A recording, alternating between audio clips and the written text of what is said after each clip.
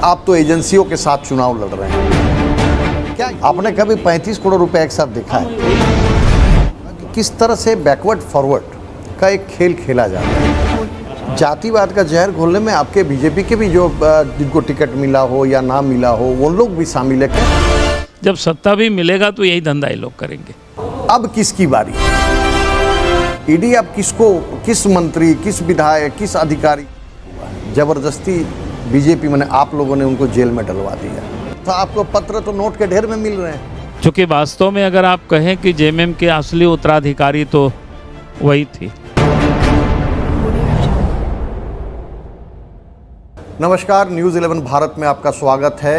और इस चुनावी समर में हमारे साथ है बीजेपी के प्रदेश अध्यक्ष, पूर्व हमारे झारखंड के मुख्यमंत्री, प्रथम मुख्यमंत्री बाबूलाल मरांडी जी। बाबूलाल जी, बहुत पहले तो बहुत बहुत आपका स्वागत है न्यूज़ 11 भारत में।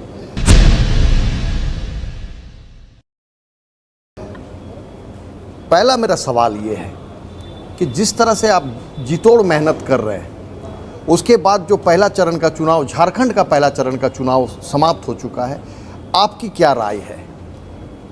नहीं, झारखंड में जो चौथा चरण का जो चुनाव था देश में, झारखंड का पहला चरण, हाँ, देश का चौथा चरण और झारखंड का पहला चरण, ये 4 सीटों पर चुनाव था। और पहले ही हम 3 सीट जीते हुए थे और 1 सीट जो हम नहीं जीते थे, जो जीती हुई थी, वो सांसद भी फिर भारतीय जनता पार्टी में शामिल हो गए। तो कुल मिलाकर के आप कह सकते हैं चारों के चारों सीट हमारा जीता हुआ ही था। और आज भी मैं कह सकता हूं कि चारों सीट हम जीत रहे हैं और अच्छे मतों से हम जीत रहे हैं, कहीं कोई दुविधा नहीं है उसमें से। बाबूलाल जी, एक महत्वपूर्ण सवाल, जब चुनाव शुरू हुए तो बीजेपी ने नारा दिया कि हम 400 पार, इस बार 400 पार। जाहिर तौर पे बहुत एक बड़ी संख्या आपके पास, बीजेपी के पास थी वहाँ पे, 370-75 के आसपास 400 पार का नारा दिया जाता है। ठीक उसको काउंटर करने के लिए इंडी गठबंधन ने ये चारों तरफ ये शोर मचाता है या चीज़ों को सामने लाता है कि बीजेपी आएगी तो आरक्षण माने जो संविधान है उससे बदल दिया जाएगा। मोदी जी ने कई सभाओं में कहा कि हमारी जो बातें हैं उसमें ये साफ तौर पे है कि संविधान अक्षुण्ण रहेगा। आपका क्या मानना है? नहीं, बिल्कुल स्पष्ट है कि जब देश के प्रधानमंत्री ने खुद उसके उत्तर उन्होंने दे दिया और लगभग झारखंड के जितनी भी सभा में वो आए, सभी जगहों पर उन्होंने कहा कि अपोजिशन के लोग जो दुष्प्रचार कर रहे हैं, चूँकि उनके पास कोई मुद्दा नहीं है, इसलिए कभी कहते हैं कि रिजर्वेशन को समाप्त कर देंगे, कभी कहते हैं संविधान को बदल देंगे। कि भाई आज जो इंडी अलायंस के जो लोग हैं, चाहे कांग्रेस हो, जेएमएम हो, राजद हो, वास्तव में लोग झारखंड के भी विरोधी रहे हैं। 55 वर्षों तक कांग्रेस पार्टी ने राज किया, झारखंड नहीं बनाया। बल्कि झारखंड आंदोलन करने वाले जो नेता थे, पहले जयपाल सिंह को अपने दल में मिलाया, शिबू सोरेन को पैसा दिया, झारखंड नहीं दिया, बाद में पकड़े गए तो तिहाड़ जेल भेज दिया। तो कहने का अर्थ है कि अगर झारखंड के लोगों की भावनाओं का ये लोग अगर सम्मान देते, आदर देते और ध्यान रखते, यहाँ के लोग इतने वर्षों से मांग कर रहे हैं, तो 55 साल कांग्रेस ने राज किया था, कब का झारखंड बन गया होता। और जेएमएम के लोग, झारखंड के लोग, पार्टी के लोग, इन्हीं लोगों के साथ सदैव दोस्ती रहे आज भी। दूसरा मैं कहता हूँ कि भाई ये लोग विकास के भी विरोधी है। आज अगर गांव तक सड़क पहुँची है, नदी नाला में पुल बना है, घरों तक बिजली पहुँची है, तो ये भारतीय जनता पार्टी की सरकार की देन है, नरेंद्र मोदी जी की देन है। बार बार इंडी गठबंधन या जो यहाँ जेएमएम कांग्रेस का राज सरकार है, वो ये आरोप बीजेपी पर लगाते रही है कि, या पूरे देश में ये लगाते रही है ये कि भाई आप तो एजेंसियों के साथ चुनाव लड़ रहे हैं। क्या ये सही है? आप बाबूलाल जी क्या कहेंगे? क्या आपके साथ एजेंसी खड़ी है? देखिए, पहली बात तो मैं कहूँगा कि पार्टी के लिए नहीं, एजेंसी स्वतंत्र होती है। पहले के ज़माने में एजेंसी को स्वतंत्र रूप से काम करने नहीं दिया जाता था। एजेंसी तो कांग्रेस ने बना ली थी, आज से थोड़ी एजेंसी बनी हुई है, कांग्रेस के काल में बनी है, लेकिन उसको बना करके एक प्रकार के पिंजड़े में रख दिया गया था। देश के प्रधानमंत्री नरेंद्र मोदी जी बने तो उन्होंने एजेंसी को स्वतंत्र कर दिया कि भाई आपका जो काम है उसको करिए, और उसके बाद वो लोगों ने काम करना शुरू किया। अब झारखंड में ये लोग क्या बोलेंगे? भाई पहले भी पूजा सिंघल के ठिकानों पर एडी वालों ने छापा मारा तो 19 या 20 करोड़ रुपया मिला, नगद मिला, और अभी फिर 35 करोड़, और इसके बाद तो ये क्या बोलते हैं, जब पूरा प्रमाण ही बिल्कुल सब दिख रहा है तो क्या देहात में कहावत है ना, ये क्या बोलते हैं, हाथ कंगन को आरसी किया, फारसी किया, तो ये सब देखा तो दुनिया के लोगों ने। ये कल्पना सोरेन ये कहती हैं कि उनके पति के साथ अन्याय हुआ, ज़बरदस्ती बीजेपी मैंने आप लोगों ने उनको जेल में डलवा दिया, और ये पब्लिक को जाके ये बातें कहना, और जेल से हेमंत छूटेगा आंदोलनकारी के रूप में एक पोस्टर लगाया जाता है, आपका क्या मानना है? देखिए, मैं तो इतना कहता हूँ कि आपने देखा होगा कि हमने राज्य के मुख्यमंत्री उस समय जब हेमंत सोरेन जी मुख्यमंत्री थे, और कई एक गड़बड़ी जब हमारे संज्ञान में आता था, मैं सरकार को पत्र लिखता था कि भाई यहाँ ये गड़बड़ी हो तो आपको पत्र तो नोट के ढेर में मिल रहे हैं, लेकिन उस पत्र का एक भी कोई जवाब तो छोड़ दीजिए, उसका एक्नॉलेजमेंट तक नहीं मिला। हम लोगों से कहते हैं कि भाई अगर उन्होंने उस पत्र पर संज्ञान लिए होते तो आज इस प्रकार की स्थितियां नहीं पैदा। भाई एक सीनियर विधायक सदन में बोल रहे हैं और आप कुछ कर नहीं रहे, कल्पना पूछे बतावे। आखिर विधानसभा में विधायक क्यों जाते हैं? इसलिए कि जनता के सवालों को उठाने के लिए जाते हैं। उनको उम्मीद होती है कि सर्वोच्च अदालत है, यहाँ से हमको न्याय मिलेगा, और वहाँ उनकी आवाज़ उठाने के बाद भी अगर सरकार हेमंत सोरेन ने कुछ भी कार्रवाई नहीं किया, इसका मतलब क्या होता है? इसका मतलब तो यही होता है ना, आप चिल्लाते रहिए, हमको जो धंधा करना है, चूँकि कमा के उनको पैसे दे रहे थे, हमारा साफ आरोप है। कल्पना सोरेन बतावे, ये तो ऑन रिकॉर्ड है ना, टेलीविजन में भी ऑन रिकॉर्ड होगा सीपी सिंह का। बाबूलाल जी, और एक सवाल ये भी है कि जिस तरह का लैंड जिहाद, जैसे आप बीजेपी उठाती रही है, लैंड जिहाद, लव जिहाद, अब खनन जिहाद, कोयला जिहाद, क्या है ये बीजेपी का नज़र में, ये क्या है? ये चीज़ों को आप जरा विस्तार से दर्शकों को के विस्तार से क्या है कि लैंड जिहाद यानी जिस प्रकार से लोग ज़मीन को लोगों से लोग छीन रहे हैं, उसमें कई एक तरीका। एक तो लोगों ने फर्जीवाड़ा करके कहाँ कहाँ कलकत्ता से क्या क्या कागज़ बना करके उसको प्लॉटिंग करके बेचना। हाँ, मूल प्रति को चेंज करके, जैसे हमने कहा कि भाई भूमिहारी ज़मीन है, पहनाई ज़मीन है, सेलेबल नहीं होता है, गवर्नमेंट की जो जीएम लैंड है उसको भी फर्जरी कागज़ बना करके फिर उसको सेल करना, ये आम बात है। रांची में तो खूब हो रहा है, सारी क्षेत्रों में, पूरे झारखंड में। और दूसरी हमने कहा कि वर्ग विशेष के से जो लोग ताल्लुकात रखते हैं, काफ़ी ट्राइबल लड़कियों के साथ लोग शादी किए हुए हैं। शादी करना मैं बुरा नहीं मानता हूँ, अगर उनको कोई फर्स्ट वाइफ हो तो समझ में आता है, प्रॉपर्टी के यूज़ के, प्रॉपर्टी के लिए, दूसरा तीसरा चौथा, इस प्रकार की।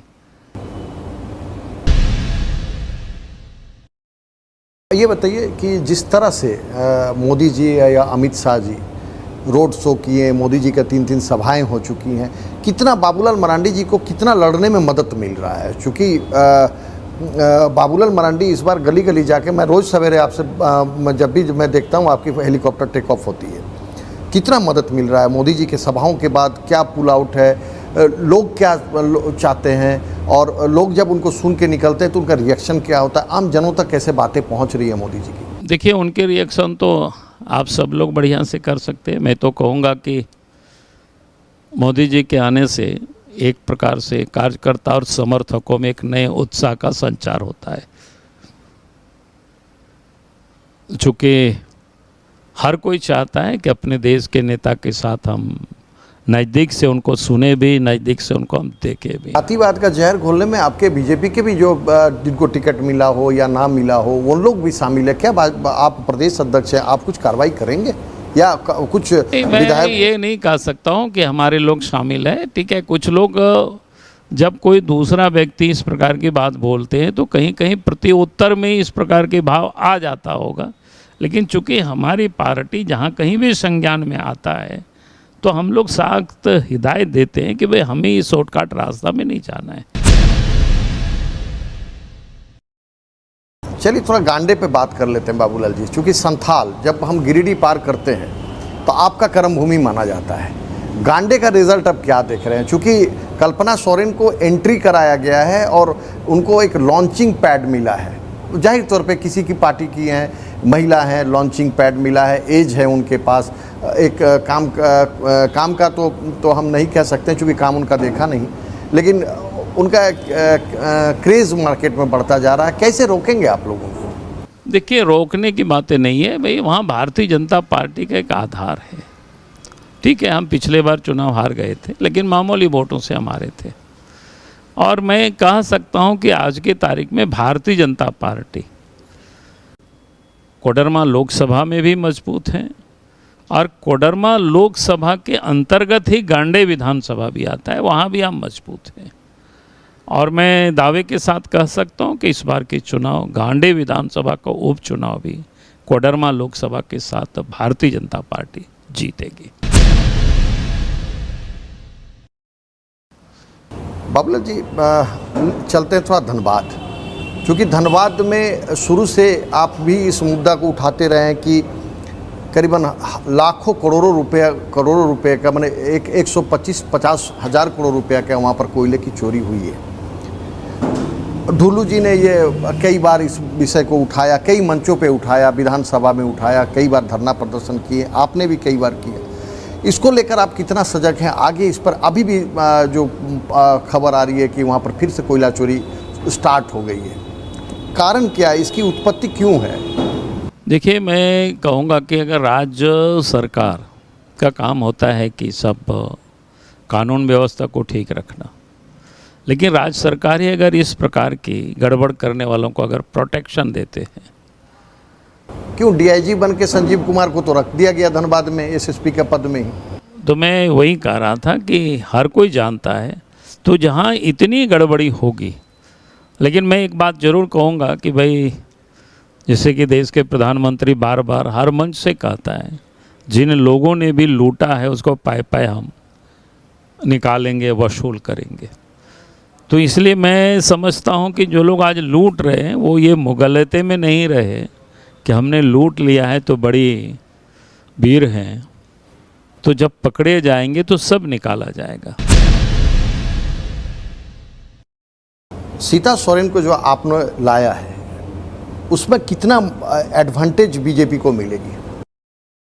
देखिए, सीता सोरेन जो कि दुर्गा सोरेन की पत्नी है, और जिस प्रकार से उनके घर में वो अपमानित थी, या हम कह सकते हैं संभवतः वो घूंट घूंट करके वहाँ रह रही थी। विधायक थी, लेकिन जब मान सम्मान नहीं हो तो आदमी विचलित हो जाते हैं, और वैसे हालत में वो भारतीय जनता पार्टी में आई है। भारतीय जनता पार्टी ने उनको साथ दिया है और अच्छी तरह से साथ हमने दिया है, और हम भी चाहते हैं कि हमें पार्टी हमारी चाहती है कि भाई वो, चूँकि वास्तव में अगर आप कहें कि जेएमएम के असली उत्तराधिकारी तो वही थी, लेकिन राजनीति के उथल पुथल में उनको लोग बाहर कर दिए, और आज वो भारतीय जनता पार्टी में काम कर रही है, लगातार घूम रही है।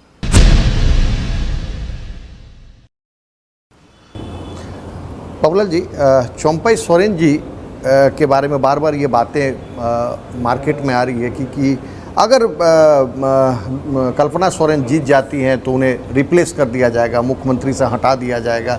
इसमें आपका क्या मानना है? भारतीय जनता पार्टी का क्या मानना है? देखिए, भारतीय जनता पार्टी उनके घर में क्या होगी ये मैं नहीं कह सकता हूँ, ये उन लोगों का मामला है। लेकिन मैं इतना ज़रूर कहूँगा कि भाई चंपई सोरेन जी को चूंकि जमशेदपुर में हम लोग बैठे हुए हैं, वो भी हाँ यहीं के बिल्कुल, हैं। मैं कह रहा हूँ कि उनको मजबूती से काम करना चाहिए, लेकिन उनका अभी तक जो काम करने का जो रंग ढंग है वो बिल्कुल हम कह सकते हैं वो अच्छा नहीं दिखता है। जैसे आपने देखा पिछले दिनों नोट के बंडल के साथ साथ वही ईडी का पत्र भी मिला। हमने उस दिन भी मांग की थी, भाई इस प्रकार की ईडी ने जो कार्रवाई करने के लिए लिखा है तो चंपई सोरेन को बिना विलंब किए उन सब पत्रों का संज्ञान में लेना चाहिए, उसके एफआईआर होनी चाहिए, और फिर किसने फाइल को ये दबा के रखे थे उनके ऊपर कार्रवाई होनी चाहिए। लेकिन अभी तक उन्होंने कुछ नहीं किया, तो लगता है कि शायद बुढ़ापा में उनके लिए भी अच्छे नहीं बीतने वाला है। बाबूलाल जी, और राज्य की जनता ये अब जानना चाहती है, आपसे तो सीधे संवाद नहीं हो पाती है, अब किसकी बारी? ईडी अब किसको, किस मंत्री, किस विधायक, किस अधिकारी? राज्य के जनता में ये कौतूहल है। हम पानी पूरी खाने जाते हैं, आज ही जमशेदपुर गए, तो भैया अब किसको पकड़ेगा ईडी? देखिए भाई, जिन्होंने पैसा छुपा करके रखे होंगे पकड़ेगा तो उन्हीं को पकड़ेगा ना, किसको पकड़ेगा?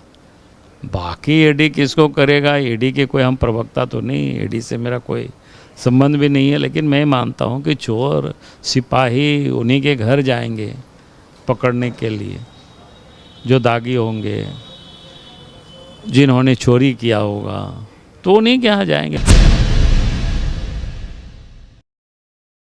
आप एक बार आरोप लगाए थे कि होटवार जेल से फ़ोन आता है और तमाम चीज़ों को होटवार जेल से ही मैनेज किया जा रहा है, आपने आरोप लगाया था, आपके प्रवक्ताओं ने आरोप लगाया था, इलेक्शन कमीशन को भी लिख के दिया गया था। क्या है ये थोड़ा होटवार जेल जो जितना जो जानकारियाँ मिलती है जिस ढंग से, और उस समय आपने देखा होगा एक दिन डीसी और एसपी ने जा कर के छापा मारा और उन लोगों ने बयान दिया यहाँ कुछ भी नहीं होता है, और इसके बाद फोटो सेशन हुआ।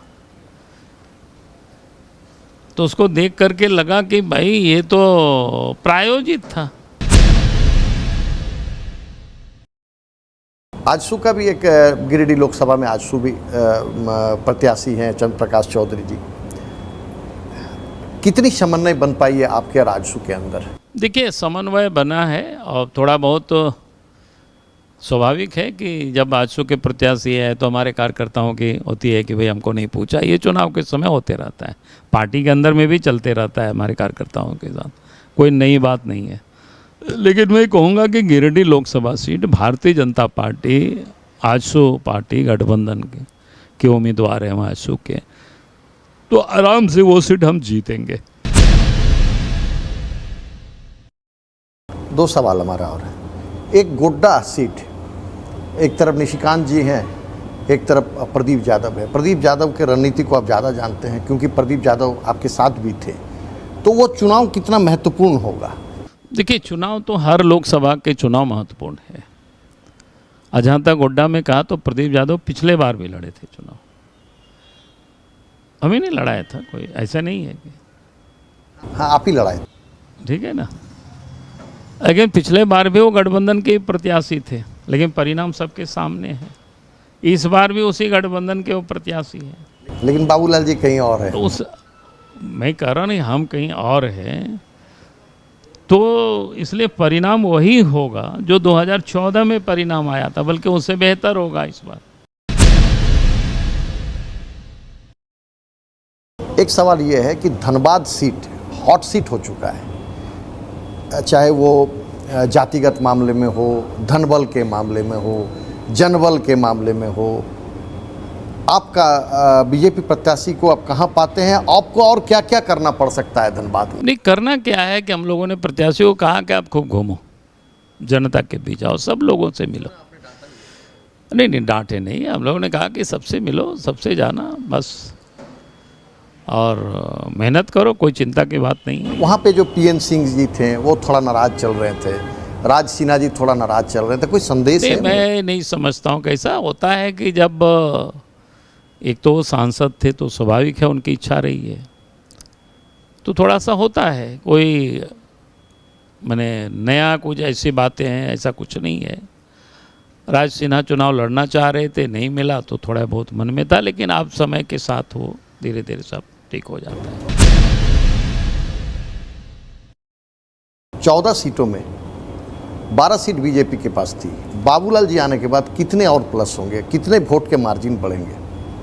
देखिए, क्योंकि आपके लिए भी बहुत बड़ा ये देखिए, मैंने चैलेंज बार बार कहा कि पिछले बार भारतीय जनता पार्टी या एनडीए गठबंधन 12 सीट जीते थे, 11 भारतीय जनता पार्टी, 1 आजसू पार्टी। उसके बाद गीता कोड़ा फिर भारतीय जनता पार्टी में शामिल हुई और चुनाव लड़ी, तो कुल मिलाकर के मैं कह सकता हूं कि 13 सीटें। और उसके बाद 1 सीट हमारे खाते में नहीं थी, तो 14 लोकसभा सीट और 1 विधानसभा का उपचुनाव। और मैं कह सकता हूं कि इस बार 14 के 14 सीट भारतीय जनता पार्टी के खाते में जाएगी, गठबंधन के खाते में जाएगी।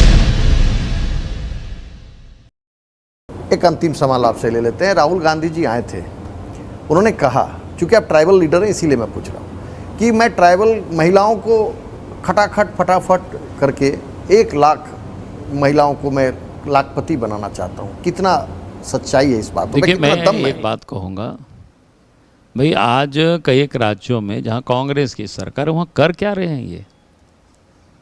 क्योंकि राहुल गांधी को पता है कि हम सत्ता में आ नहीं रहे हैं, पहले वो हार मान चुके हैं। आप तो नक्शे से ही वो गायब देखते हैं, कहीं राहुल गांधी का कोई आप देख रहे हैं? उनके लोग भी शायद उनको नहीं बुला रहे हैं मीटिंग करने के लिए। मन कारण क्या है? जान रहे हैं ये जहाँ जाएंगे लुटिया डुबा देंगे राहुल गांधी। अब हमको बताइए ना, हमको लगता है 1 सप्ताह से हम अखबारों में भी राहुल गांधी का कहीं हम नहीं देखते हैं। हम टेलीविज़न तो नहीं देख पाते हैं क्योंकि रोज़ घूमना रहता है यहाँ से वहाँ, लेकिन हम मोबाइल में तो देखते हैं, गाड़ी में भी चलते चलते, तो कहीं दिखता ही नहीं, उनका आता पता ही नहीं लगता है। और जो व्यक्ति चलते चलते मुद्दा बदल देता हो, वे उनके ऊपर कितना भरोसा करेंगे? अब तो सीन से ही गायब है। अब फिर वो लोग आपस में ही लड़ते हैं और कहते हैं हम लोग मिलकर के इस देश में सरकार बनाएंगे। पंजाब में लड़ रहे हैं, आपस में ही लड़ रहे हैं ना कांग्रेस सारी। तो ये विचित्र है, जब आपस में अब इतने लड़ेंगे तो जनता आपके ऊपर क्या भरोसा करेंगे? तो इसलिए देश के प्रधानमंत्री नरेंद्र मोदी जी कहते हैं कि भाई इनके यहाँ अगर ये लोग तो 5-5 प्रधानमंत्री है, 1-1 साल करके चलाएंगे। लेकिन आप ही का कांग्रेस का नेता आज हेमंत सोरेन को राम बना दिए ट्विटर में। मैंने देखा कि हमें तो लगा कि इतनी बेशर्मी का भी कोई हद होता है। और एक प्रकार से हम कह सकते हैं कि भाई असंख्य जो हिंदू समाज है, सनातनी है, जो राम भक्त है, उसको अपमानित। तो ये डॉक्टर है इरफान अंसारी, हमारे डॉक्टर है, लेकिन लगता है कि कौन सी का डॉक्टर है ये समझना पड़ेगा। कहाँ की डॉक्टर है या कहाँ के डॉक्टर है, ये बड़ी मुश्किल है। भाई आप एक मुजरिम है, वो जेल में बंद है और वो भी किस करप्शन के आरोप में। आप उसकी तुलना किससे कर रहे हैं? राम से कर रहे हैं। ये तो उनको ये तो नहीं लग रहा है कि आलमगीर जी जेल चले जा रहे हैं, मंत्रिमंडल खाली नहीं, होगा? वही हमने तो लिखा भी है भाई, इसको क्या बोलते हैं, चमचागिरी की भी कोई एक सीमा होती है। आप चमचागिरी करिए उनकी, हमें उससे कोई दिक्कत नहीं है। मंत्री बनने के लिए आपको जितना करना है उनकी तेल मालिश करिए, कोई दिक्कत नहीं है। लेकिन आप उस प्रभु राम को, जो इस धरा के जो एक बड़ी आबादी है, उसको अपना आराध्य मानते हैं, मानवता की वो एक मिसाल है राम, और उसको किसके साथ तुलना कर रहे हैं? यानी इस राम को तो वो उनके अस्तित्व को ही नकार रहे हैं, वो तो उन्होंने नकली कहा है। और जो एक आरोपी है, यानी जमीन के घोटाला के आरोप में जो जेल में बंद है, उसको असली राम कह रहे हैं। अब ये तो आप एक प्रकार से बीस बो रहे हैं ना, सांप्रदायिक माहौल बिगड़े इसकी आप कोशिश कर रहे हो, ये बिल्कुल गलत है। और हम तो कहेंगे कि इलेक्शन कमीशन को इस पर संज्ञान लेनी चाहिए, उनके ऊपर कार्रवाई करनी चाहिए। भाई एक विधायक इस प्रकार की राम के बारे में कैसे वो बोल सकते हैं? और उसमें भी वो मुसलमान है, इस बात को भी उनको पता है कि समाज में क्या भाव पैदा हो सकता है इन सब में। चलिए बाबूलाल जी, आपने व्यस्त कार्यक्रम के बीच में इतना समय हमारे चैनल के लिए, हमारे दर्शक के लिए, झारखंड के लोगों के लिए निकाला, इसके लिए आपको बहुत बहुत धन्यवाद। हम आपसे इसी तरह सवाल करते रहेंगे। अब अंतिम में जब दुमका या उस संथाल का चुनाव होगा तब आपके साथ मैं बैठूंगा और आपने हमें यह कहा कि इस बार हम बेहतर परिणाम करेंगे। 13 था तो 14। हम आपको शुभकामनाएं देते हैं कि आपको एक बेहतर जीत हासिल हो, आपकी पार्टी को बेहतर जीत हासिल हो और राज्य को उस मुकाम तक ले जाएं, देश को उस मुकाम तक ले जाएं जहां हम देखना चाहते हैं। चलिए, आपके दर्शकों को भी, आप सबको बहुत बहुत हमारी ओर से